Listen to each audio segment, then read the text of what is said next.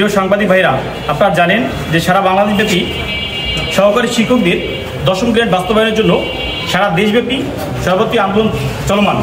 আমাদের একটাই দাবি, সহকারী শিক্ষকদের দশম গ্রেড। অন্যথায় যদি সহকারী শিক্ষকদের দশম গ্রেড দেওয়া না হয়, তাহলে সারা দেশব্যাপী বিভিন্ন দফায় দফায় আমাদের পরবর্তী আন্দোলন কর্মসূচি ঘোষণা করা হবে। বর্তমানে আপনারা জানেন যে কিছুক্ষণ আগে আমরা উপজেলা নির্বাহী অফিসারকে স্মারকলিপি প্রদান করেছি। যদি আমাদের দাবি দ্রুত গতিতে বাস্তবায়ন না হয়, তাহলে আমরা পরবর্তীতে আমাদের সারা দেশব্যাপী সহকারী শিক্ষকদেরকে একযোগ্য করে আমরা আন্দোলন করবো ইনশাল্লাহ। যদি সহকারী শিক্ষকদেরকে দশম গ্রেড দেওয়া না হয়, তাহলে আমরা চাচ্ছি যে সহকারী শিক্ষকদেরকে ভিন্নভাবে স্বতন্ত্র পে স্কেল দাবি জানাচ্ছি। আপনারা দেশের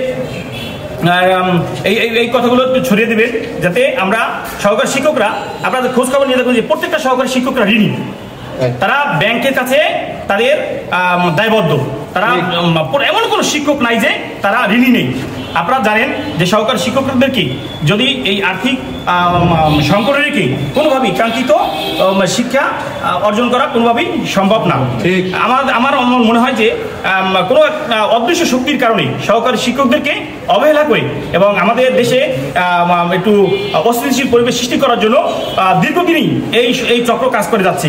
আমার কাছে মনে হচ্ছে যে এই ষড়যন্ত্র রুখে দিতে না পারলে আমরা খুব দ্রুতই জাতিগতভাবে আরও পিছিয়ে পড়ব।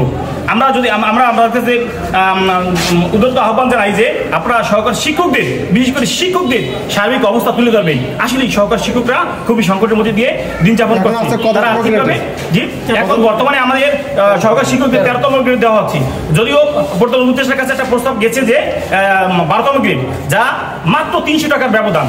সেটা সত্যি চরম বৈষম্যমূলক।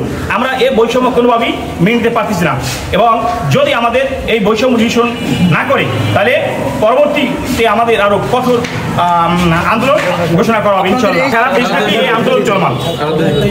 আমাদের একটাই দাবি, সহকারী শিক্ষকদের দশম গ্রেড। এর আগে আশ্বাস দেওয়া হয়েছিল যে দশম গ্রেড, এর আগে আমাদেরকে আশ্বাস দেওয়া হলো, তারা কখনোই বাস্তবায়ন করে নাই, শুধুমাত্র অদৃশ্য সবলের কারণে। আমরা চরম দুঃশাসনের ভিতরে আমাদের দিন যাপন করতেছি।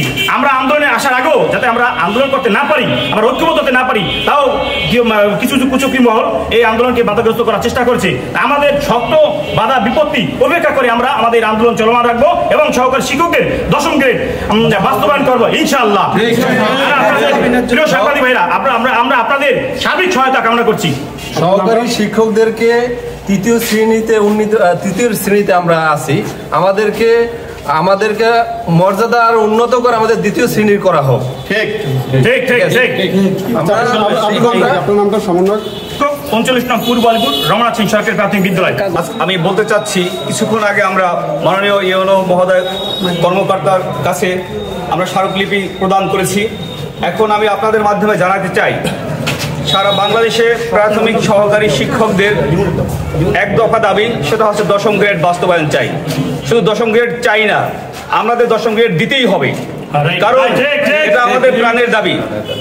কোনো অনুগ্রহ নয়, কোনো অনুকম্পা নয়, আমাদের ন্যায্যতা এবং যোগ্যতার ভিত্তিতেই আমরা এই দাবি মাননীয় গণপ্রজাতন্ত্রী বাংলাদেশ সরকারের কাছে এর আগেও আমরা উত্থাপন করেছিলাম, কিন্তু বারবার বিভিন্নভাবে আমাদের সেই দাবিকে অগ্রাহ্য করা হয়েছে।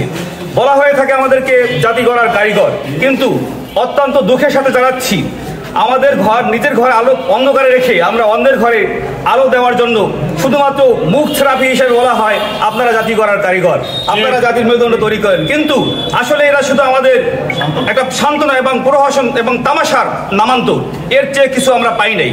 আমরা চাই ডিভাইড অ্যান্ড রুল নয়, আমাদের সাথে অন্যায় নয়, অবিচার নয়। যদি আপনি বাংলাদেশটাকে সত্যিকার অর্থেই সোনার বাংলাদেশ এবং আধুনিক উন্নত বিশ্বের সাথে তাল মিলিয়ে চালাতে চান, তাহলে আমাদেরকে অবশ্যই দশম গ্রেডে উন্নীত করে এই মহান পেশায় আমি আছি, আমাদের এই ভাইয়েরা আছে, সারা বাংলাদেশের সমস্ত শিক্ষক শিক্ষিকারা যেন গর্ব করে বলতে পারে আমি একজন সহকারী প্রাথমিক শিক্ষক এবং জাতি গড়ার সত্যিকার অর্থেই কারিগর। আমাকে সেই সুযোগ প্রদান করার জন্য প্রিয় সংবাদকর্মী ভাই বন্ধুদের কাছে এই বিষয়টাকে আরো ব্যাপকভাবে সারা বাংলাদেশের সমস্ত সুধী মহলের কাছে পৌঁছে দেওয়ার জন্য জোর অনুরোধ জানিয়ে আমি আমার বক্তব্য এখানে শেষ করছি। আল্লাহ হাফেজ।